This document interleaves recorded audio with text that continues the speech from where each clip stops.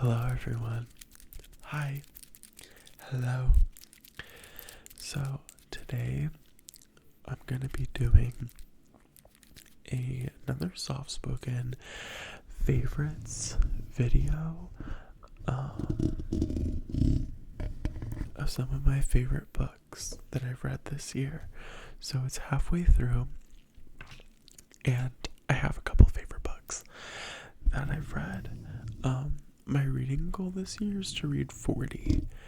I don't know, I think I might have read like 12 so far.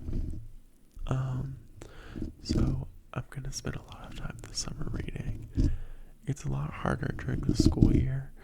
I'm just a lot busier than I thought I would be, but that's alright.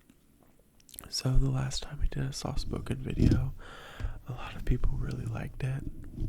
So I don't know, I really like soft-spoken rambles. Those are my favorite because it's just really nice to hear. Oh fuck, low battery. Sorry. I really thought my phone was about to say no storage and I was gonna get pissed because I just deleted a lot of videos. But yeah, anyway, I really like soft-spoken rambles. It's been one of my favorite things. One of my favorite things recently. Let's get into it, shall we? I think we shall. Okay, so the first one that I read the most recently is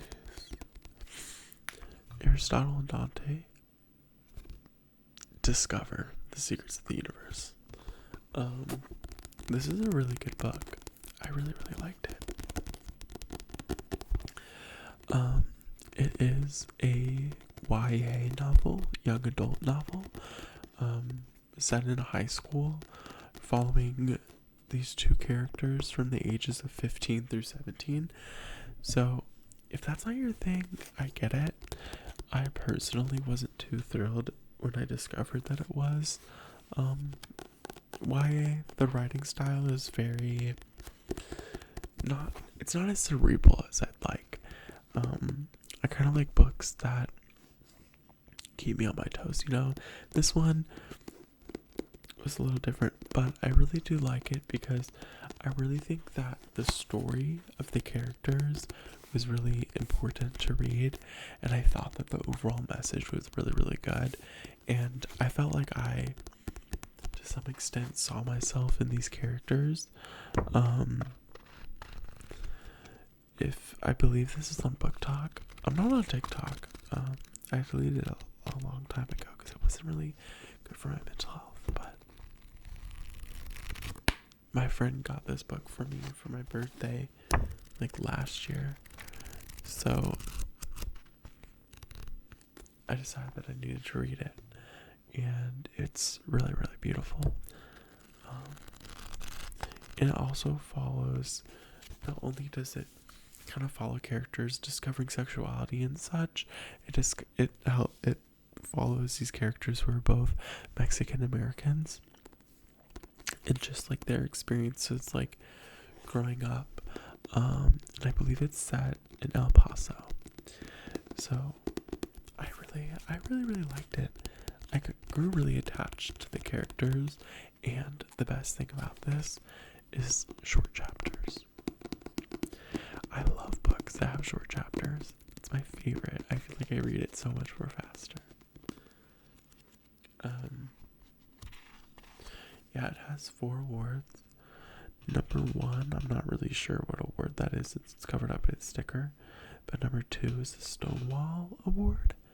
The third one is Pura Belpre Award. And the fourth one is the Lambda Literary Award winner. So they won a lot of awards, and I think it was well deserved. Moving on is a book that I actually read on my Kindle earlier this year, and I have a picture of it on my iPad for visualization because I do know that a lot of people who read on their Kindles, like, I like to see the visualization whenever someone shows it to me. But 1,000 Splendid Suns by Khaled Hosseini. I don't know if I pronounced his name right, but he's the same dude that wrote The Kite Runner. And I loved The Kite Runner.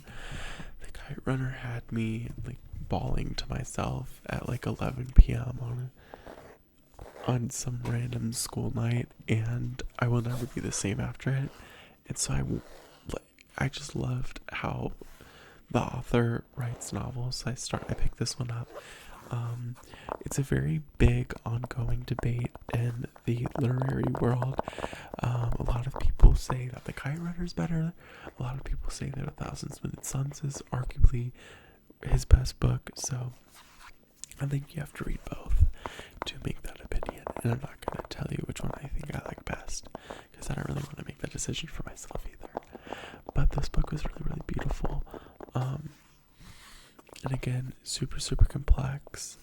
I think I really liked it for the characters and just the overall plot. I think that's the author he does a really great job. Khaled does a really great job of that, because he's able to depict these very complex relationships and still make a story that is extremely important and valuable to read. And that's what I love about it. I love the way he writes. I love how he makes it important and wants people to understand what it's like to be growing up in Afghanistan. So yeah, it follows this girl. I forgot her name. I read this a long time ago. I read this a couple months ago, but it follows her and just her growing up, and that's sort of how The Kite Runner was set to, like a coming of age almost. But yeah, I thought it was really beautiful. I just love the way he writes. But yeah, her story is a lot different than the main character in The Kite Runner for obvious reasons, but it was a very complex story as well that I really enjoyed, and heart-wrenching. Just, it was really sad, but it was a really, really good story, and I highly, highly recommend. The next book is James Baldwin's Giovanni's Room. So this book is very short. It's pretty skinny. I want to say there's only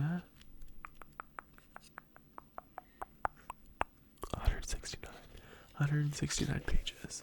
So it's a very short read, but it's a very beautiful book.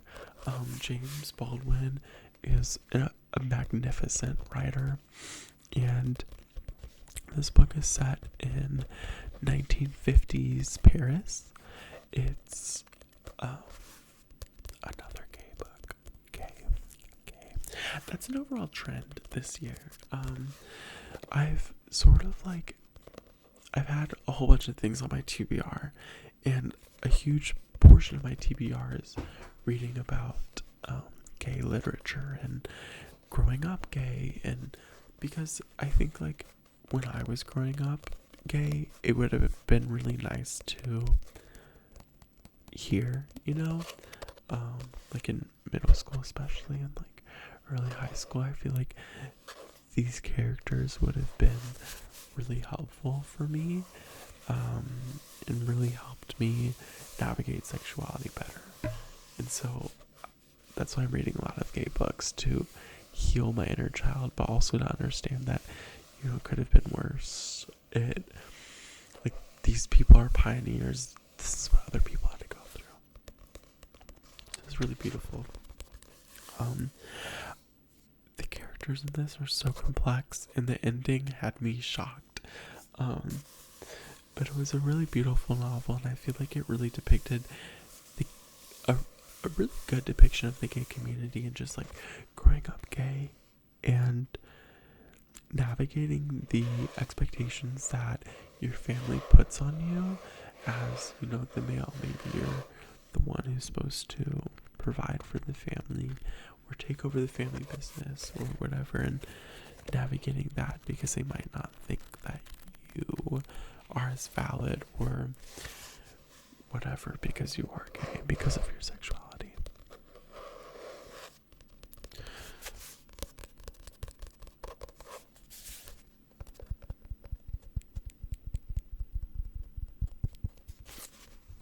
I believe I gave this a 5 out of 5 stars. It's a very, very beautiful writing style that James Baldwin has. He has a lot of different novels too that you can pick up, and I believe maybe even poetry as well. I don't know, actually. I might be wrong on that. Here, let me read the back. Set in the 1950s Paris of American expatriates, liaisons, and violence, a young man finds himself caught between desire and conventional morality. With a sharp, probing imagination, James Baldwin's now classic narrative delves into the mystery of loving and creates a moving, highly controversial story of death and passion that reveals the unspoken complexities of the human heart. So, definitely give it a try. It's a very short one too. So the next one, I guess, is almost an update. If you watch my earlier video, I did just like a random trigger video, I believe is what it was. And this was the book that was in it. Memoirs of Hadrian. So I already kind of gave a rundown of that video, but I'll give it again because I finished this book. When I made that video, it was only on page like 40, so I can give like a better review. But this book was phenomenal. I really want to read it again.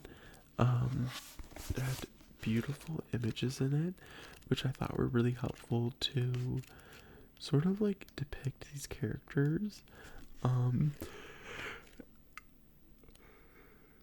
Excuse me, I'm making myself tired. I wonder if I can find. I don't like that. But yeah, there's a lot of really beautiful sculptures in here. So this is one of the.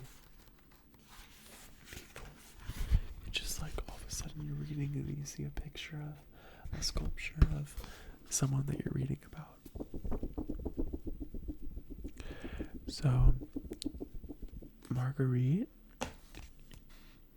Yourcenar, I don't know how to pronounce her last name, wrote this book, and it's basically what she would have thought Hadrian would have wrote in the form of a memoir during his last days.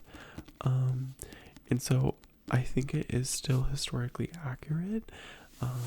It took her a lot of time and research on what he would have said, but it was a really beautiful depicting what the life is like as an emperor in these Roman times.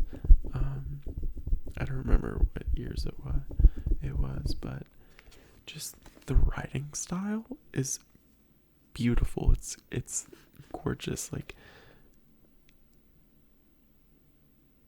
here's just a random passage that I saw. Shortcomings which were merely those of youth, and as such were inseparable from my choice, began to exasperate me. In this passion of wholly different order, I was finally reinstating all that had irritated me in my Roman mistress. Perfumes, elaborate attire, and the cool luxury of jewels took their place again in my life. Like, just this random passage is just gorgeous. Like, her writing style is amazing. And I think I want to go back and annotate this because I didn't. I didn't really have like sometimes like I find that it's helpful to annotate something with a purpose. Maybe annotating it because, okay, I want to annotate it for XYZ. And I didn't really have a purpose for this book. I just wanted to read it and enjoy it. But I feel like I want to annotate it next.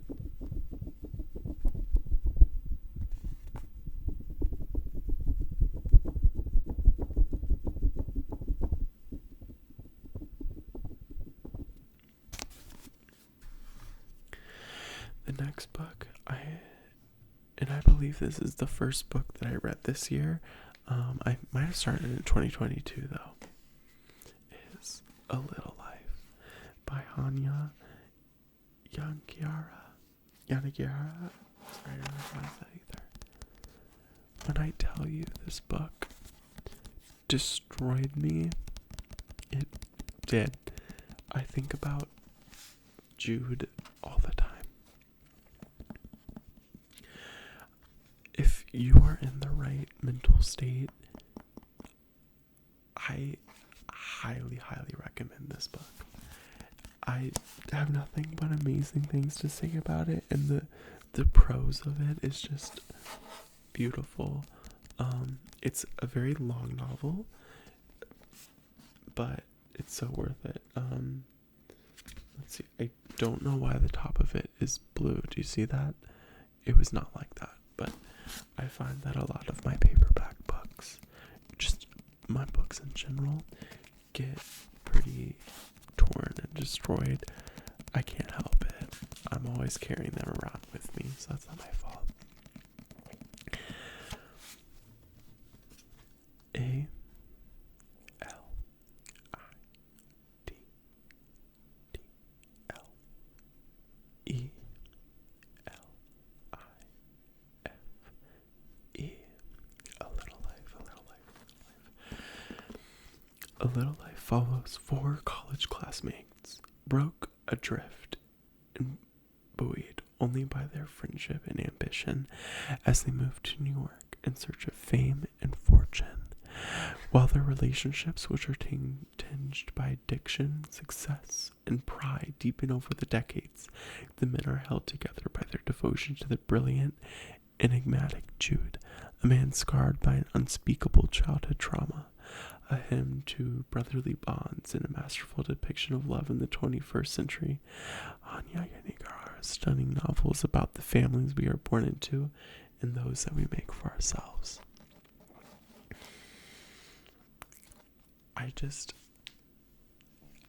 Me just talking about this book doesn't really do it justice. It's gorgeous. It took me a very long time to read, and at some points I was just like, okay, where are we going with this? But I felt like it was just sort of like I felt like I was actually there. When I picked this up, I felt like I was with these characters. I felt like I was in their lives. That's how amazing the writing style is. And so, yes, sometimes like I felt like, okay, like let's pick the pace up. But I think the reason why I appreciate this book so much is the author didn't. She made it intentional. She wants you to feel like you're there, wants you to feel like you're with this person to really understand like the shit that Jude had to go through. And so for that, I'm very thankful that it is like 800 pages long. So, but I highly, highly recommend. If you want to make a devotion, a commitment, pick this book up. You won't regret it.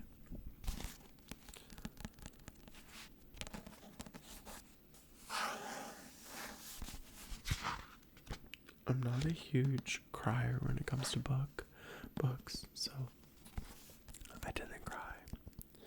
I'm just not a huge crier in general. So as much as I did want to like bawl my eyes out after I read this book, and reading honestly a lot of these books that I have shown you guys today, I just didn't. I'm not a huge crier, which sucks. Like I want to, but sometimes I just can't. But this was a good one. I just think about Jude a lot. I think about these characters a lot, and I feel like the author just did a really great job at depicting that. So yeah, wow, beautiful.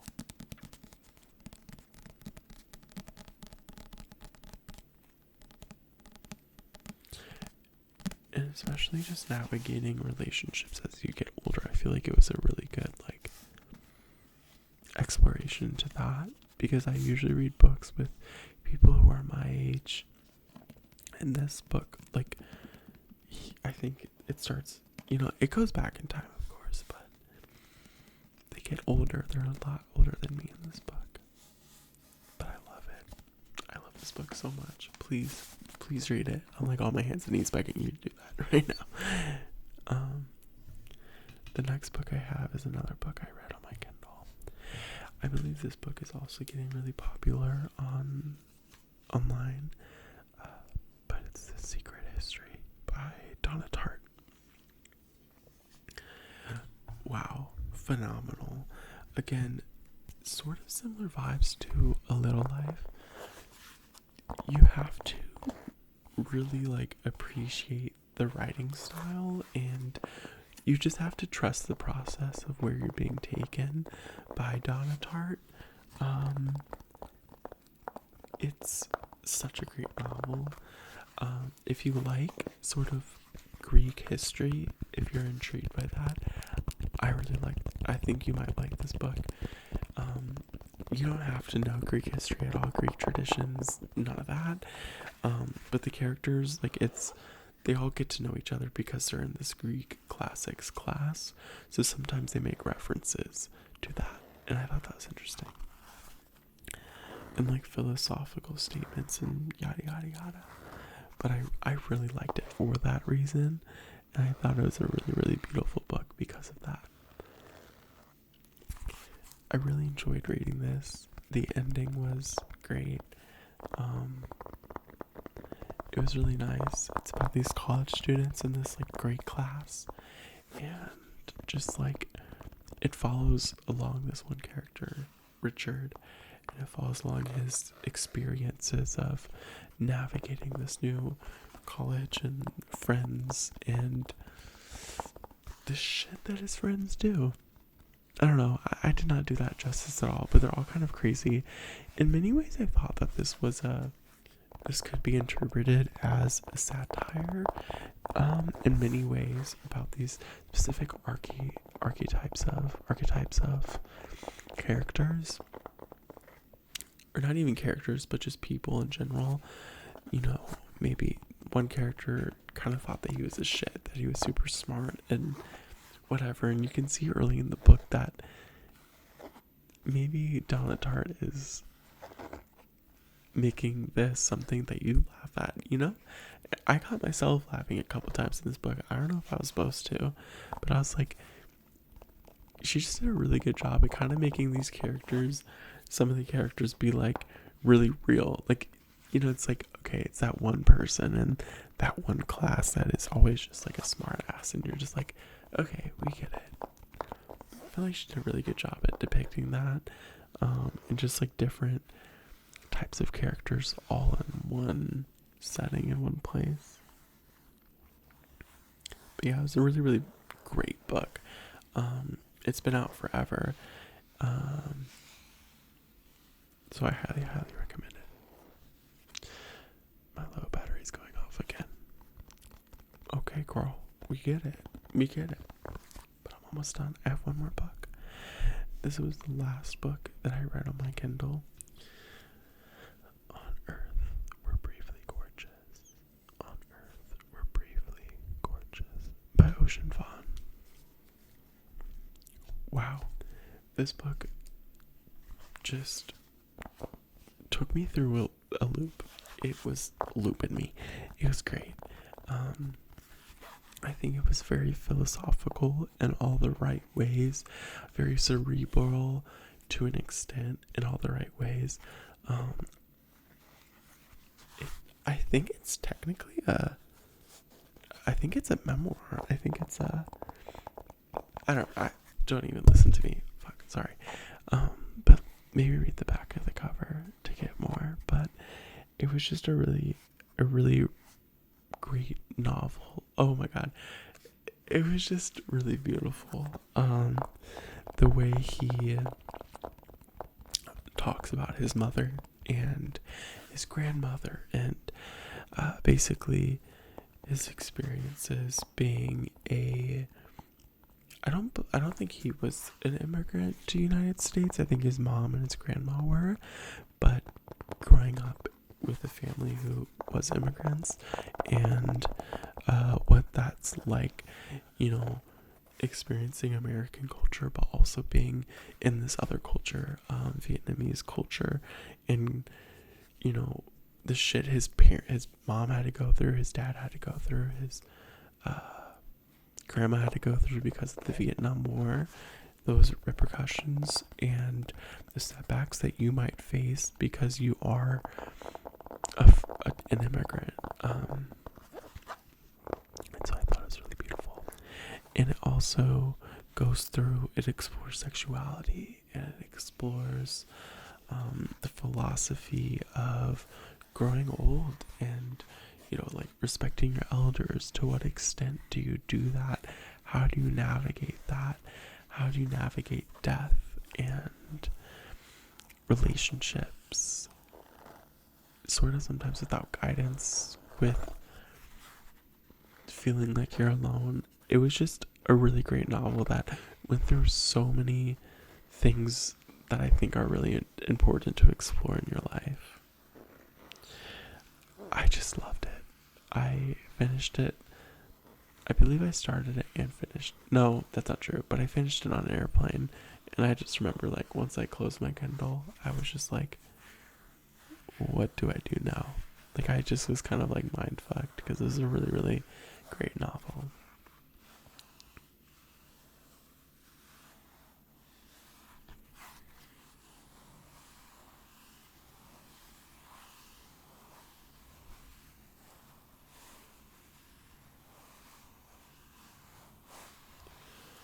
So, that was it for the novels that I've read this year in 2023. This year, 2023. That's not all the novels. There's a lot more novels that I have that I want to talk about, but I'm not going to do that.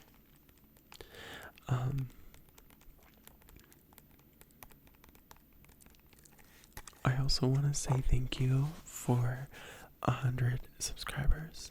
We hit that in between this video and the last one that I posted, so I'm really happy about that. You guys really, really liked the other soft-spoken video I did, so I'm very happy to be doing it. I find soft-spoken videos to be really relaxing and calming in their own respect. So, I hope this was nice. I hope you now have some more books that you can add to your TBR, to books that you want to read in the future. I love Goodreads. If you don't use it, you should. That's how I make sure that these books are decent before I read them.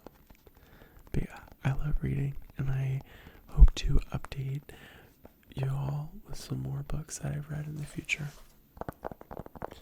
But this is gonna be it. Good night, everyone.